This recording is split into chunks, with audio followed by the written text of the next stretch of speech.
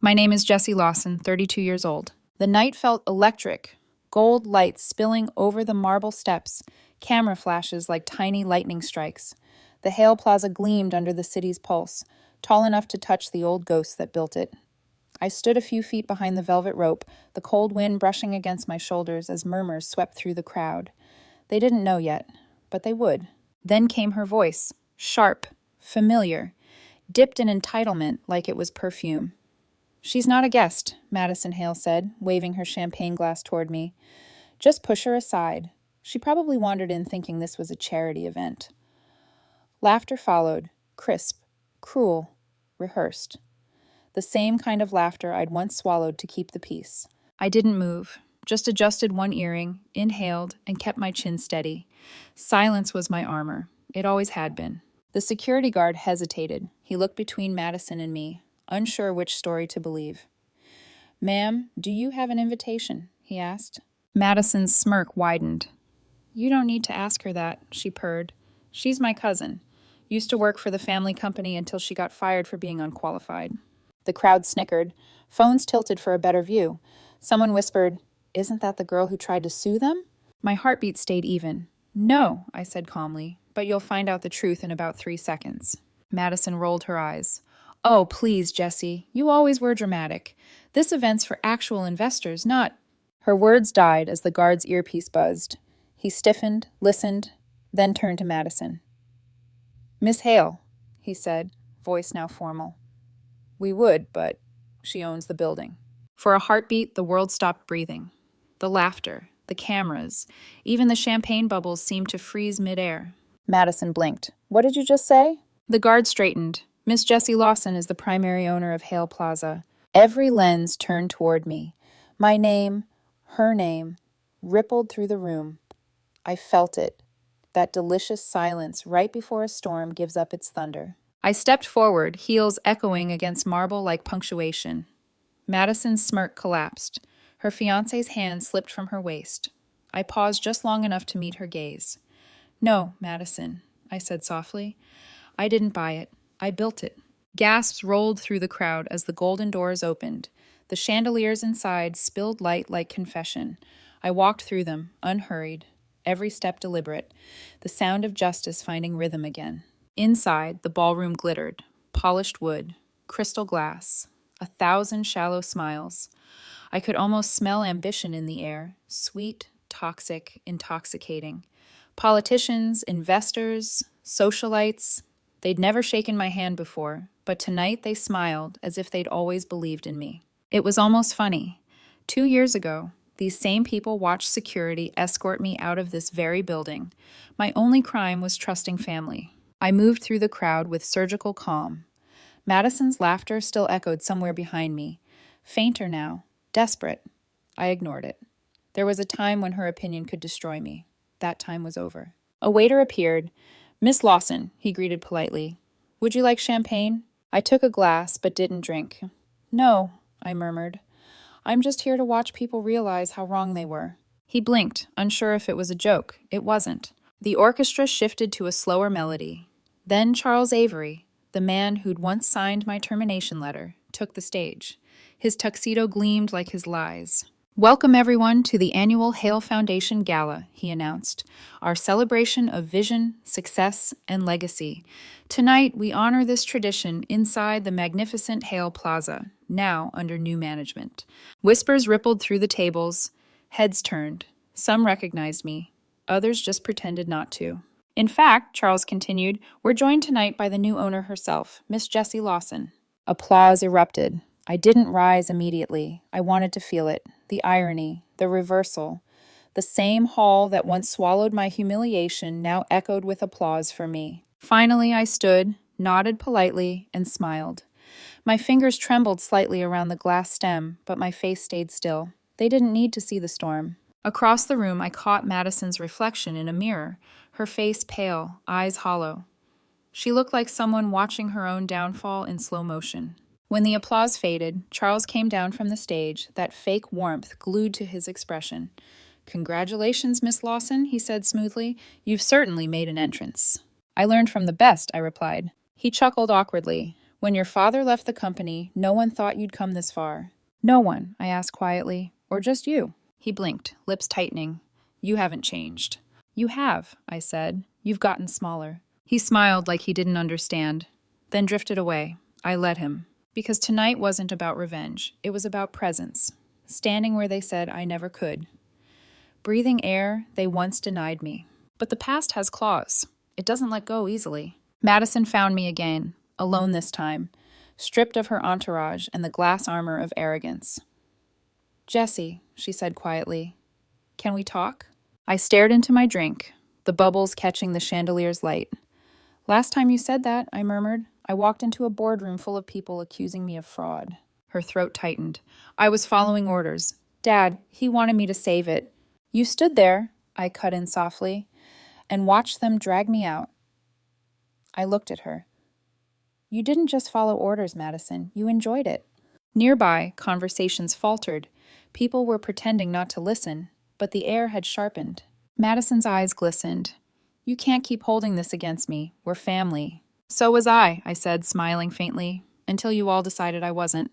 Her face crumpled, but I didn't stop. I couldn't. For years, I'd let guilt and nostalgia excuse their cruelty. Not tonight. Enjoy the gala, I said softly, setting my glass down. I've got a speech to prepare. As I walked away, her voice followed, thin, almost childlike. You've changed. I paused, just long enough to answer without turning. No, I just stopped apologizing for surviving. The orchestra swelled again. The applause returned, but my heart felt steady, cold, complete. Later, I slipped onto the terrace, away from the lights. The city shimmered below, alive and indifferent. I rested my hands on the railing, letting the cold marble remind me I was real, not a fantasy made of anger. A voice broke the silence. You really pulled it off, it said, low and warm. I turned. Mark Turner, my old mentor. His tie loosened, eyes tired but kind. You walked into their kingdom, he said with a grin, and bought the throne. I smiled faintly. No, Mark. I just reminded them who built the walls. He chuckled, still sharp. We stood there a moment, side by side, the music fading behind us. Then he asked softly, do you ever regret it, fighting this hard just to prove them wrong? I looked out at the skyline, the same city that once called me failure. No, I said, but I regret letting their opinions define my worth for so long. Mark nodded slowly. That's what I wanted to hear. Inside, the applause swelled again. The night wasn't over. The reckoning hadn't even begun. But for the first time in years, I wasn't trembling. I was exactly where I was meant to be. The music softened into a waltz that made the crystal lights sway in place, but the ballroom's temperature seemed to drop when Madison approached me again, bare shoulders tense, mascara clinging to the edges of her composure.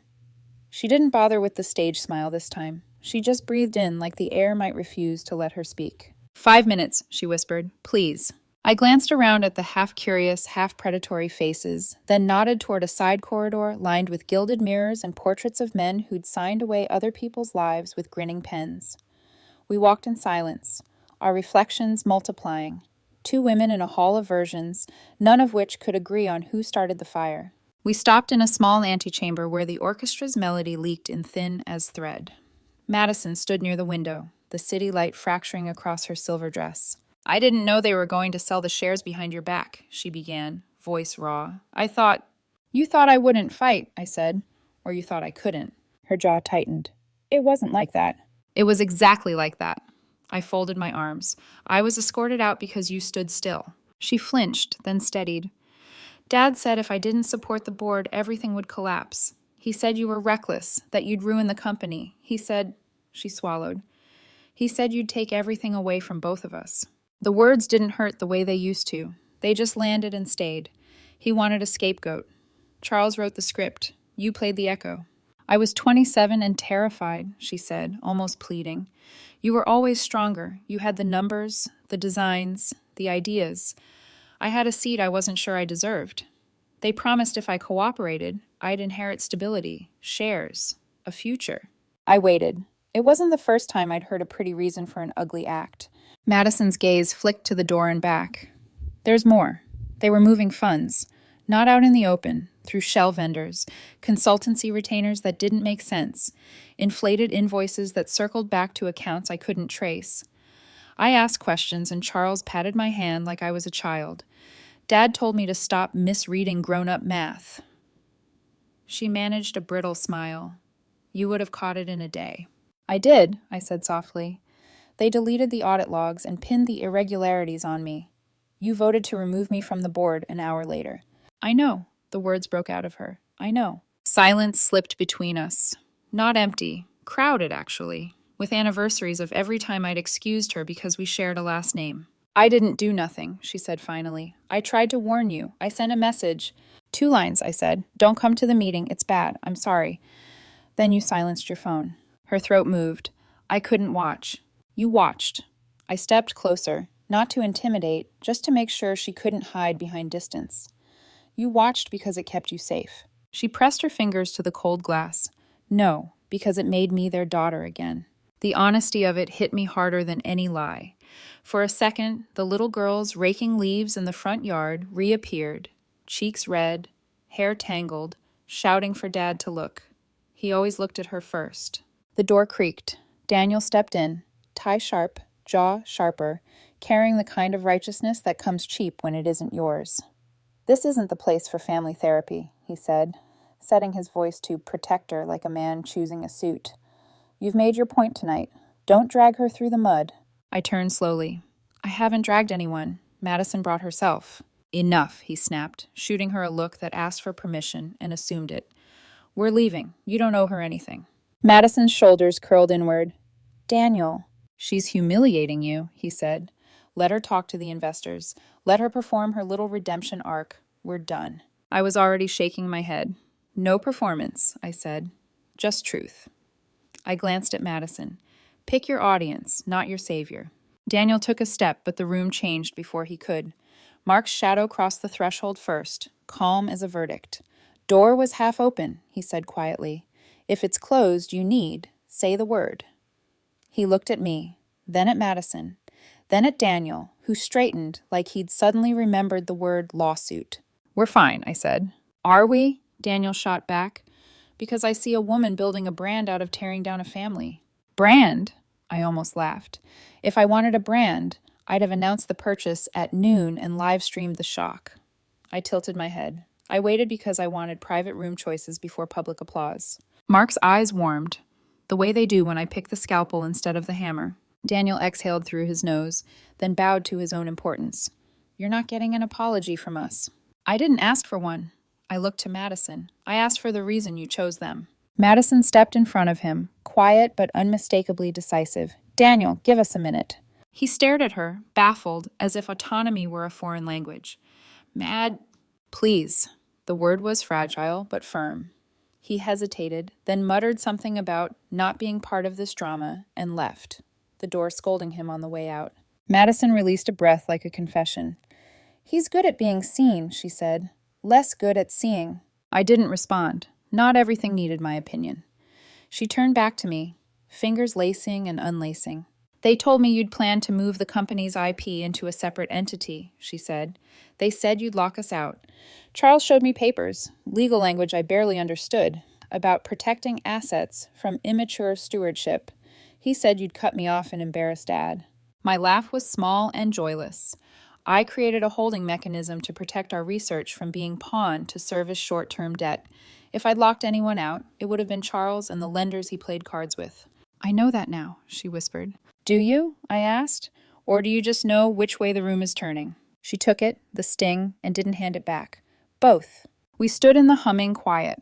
Somewhere outside, a polite burst of applause pretended the world was fair.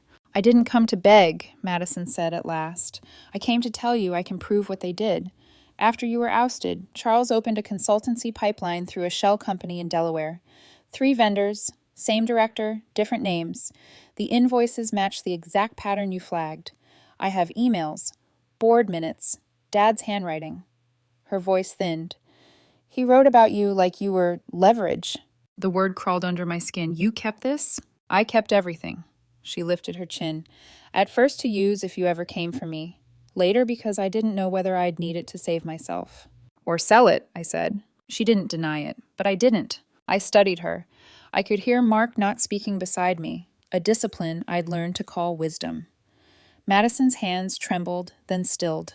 I don't want to be saved, she said. I want to be responsible, for once. Something shifted then. Not forgiveness, not absolution, just a small rearrangement of the furniture inside my chest, making room for a chair I didn't intend to sit in.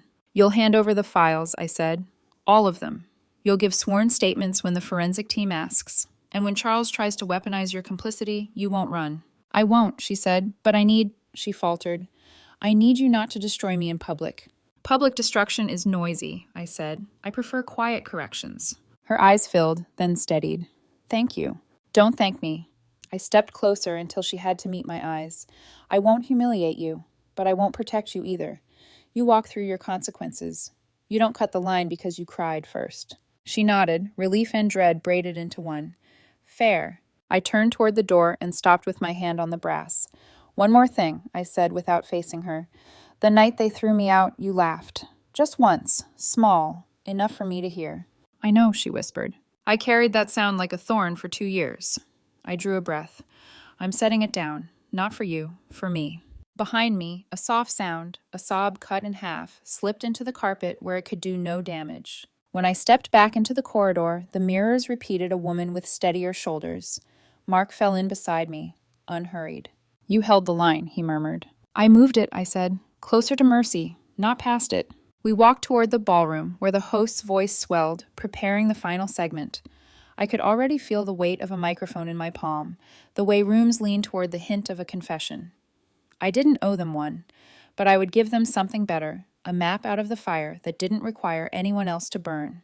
Before the door, Mark touched my elbow. You believe her? I believe what the paper will prove, I said, and I believe in letting truth do what revenge only pretends to. He smiled, a small private thing. Then go let them hear it. Inside, the chandeliers trembled with the orchestra's last crescendo. Faces turned as I approached the stage. Some hungry, some afraid, a few genuinely open. In the back, Madison reappeared beside an empty chair where Daniel should have been. She looked at me, not pleading, not proud, just present. I took the steps one by one, every ascent a word I'd needed to say to myself. At the top, I set down the glass and reached for the mic, the room holding its breath like a child waiting to be told the ending. I didn't plan to give them one. The microphone felt heavier than I expected. 1,000 faces blurred together under the chandelier's blaze. Investors, journalists, opportunists, ghosts in sequined dresses. The same crowd that once whispered about my downfall now leaned forward, waiting to be told how to rewrite it. Thank you, I began. My voice was steady, but I could feel my pulse moving beneath each syllable. 2 years ago, I stood in this same hall and was told I didn't belong. Tonight, I'm not here to prove anyone wrong. I'm here because rejection has a strange way of becoming redirection, if you let it. A ripple of murmurs swept through the audience. I let the silence breathe before continuing. When they escorted me out of this building, I thought my story had ended. I was wrong. It was just an inconvenient beginning. Laughter, tentative, supportive, rose, then quieted. Some of you were there that night, I said, scanning the crowd. You saw it happen. Some of you pretended you didn't. But I don't hold that against you. Fear makes us loyal to comfort more than to truth. I paused, catching Madison's reflection at the back of the room. Her eyes were wet, but she didn't look away. I built Lawson Holdings, Gikamanings, I continued, not to reclaim a name, but to reclaim peace. I used to think power was the ability to walk back into the room that cast you out. But power is quieter than that. It's the calm you find when you stop waiting for an apology. The crowd was silent now. No cameras clicking, no glasses clinking, just breath and listening. I don't believe in revenge, I said. It gives the people who hurt you permanent space in your head. But I do believe in redemption, even if it takes years to recognize it. Redemption doesn't always mean reconciliation. Sometimes it's just learning to stop bleeding for people who never learned how to bandage themselves. I looked toward Madison again. And sometimes, I said softly, redemption means admitting you were part of the hurt. Her chin trembled, but she nodded once, barely perceptible.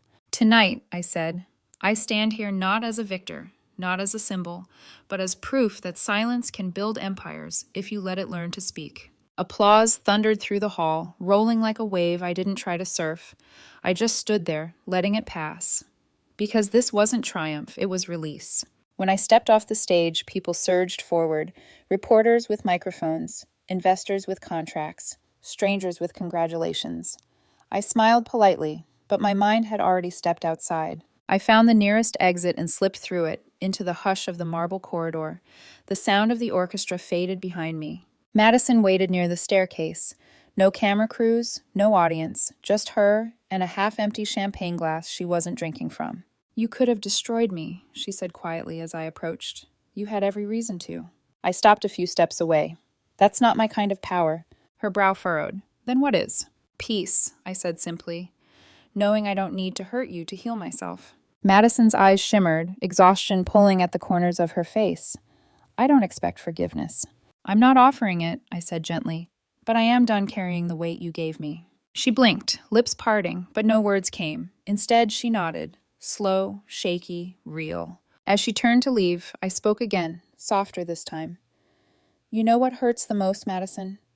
I would have shared all of this with you, if you'd just believed in me." She froze, shoulders trembling. Then she walked away without looking back. Mark appeared a few moments later, his jacket draped over one arm. "You handled that with grace," he said. "Grace isn't weakness," I murmured. "It's restraint." He smiled faintly, "And restraint is power." We stood there for a long moment, listening to the muffled hum of the ballroom beyond the doors. "You've learned what real power sounds like," he said.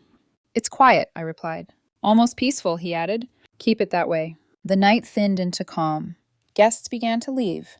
Laughter spilled into the lobby like fading perfume. When the last of them disappeared, I walked toward the grand staircase, the same one I'd climbed years ago, clutching a stack of reports no one cared to read. I ran my hand along the marble railing, smooth and cold beneath my fingertips. Back then, I'd been invisible. Now, every step I took echoed like an answer. Near the entrance, the same security guard from earlier straightened when he saw me. "Good evening, Miss Lawson," he said respectfully. I smiled. "Good evening, and thank you for earlier." "Just doing my job," he said. Then, with a shy grin, "Still, that was one for the books." I laughed softly. It was. Outside, my driver opened the car door. I paused, glancing up at the glass tower that bore my name in gold letters, Lawson Holdings. 2 years ago, that name had been erased from every plaque, every wall. Tonight, it glowed against the skyline like a heartbeat that refused to die. As the car pulled away, my reflection in the window caught the city lights. Thousands of them, flickering like tiny versions of every night I spent rebuilding myself. My phone buzzed, a message from Mark. "You did good tonight. The city finally knows who you are." I typed back. "They don't have to know. I just needed to." I set the phone down and leaned back. The city blurred past, light, shadow, motion, a quiet storm dissolving into peace. For years, I'd imagined this night as revenge. But now I understood. The sweetest victory wasn't making them kneel. It was realizing I could stand without them. We stopped at a red light. I caught my reflection again. Calm, proud, unbroken. Real victory doesn't scream. It stands still. It breathes. The driver's voice came through softly. "Home, ma'am?" I looked out at the skyline, the golden letters fading into distance. "Yes," I said quietly. "Finally, home." The car rolled forward, disappearing into the rhythm of the city, and for the first time in years, I didn't feel the need to look back. Because I wasn't chasing approval anymore. I wasn't seeking revenge. I was finally free.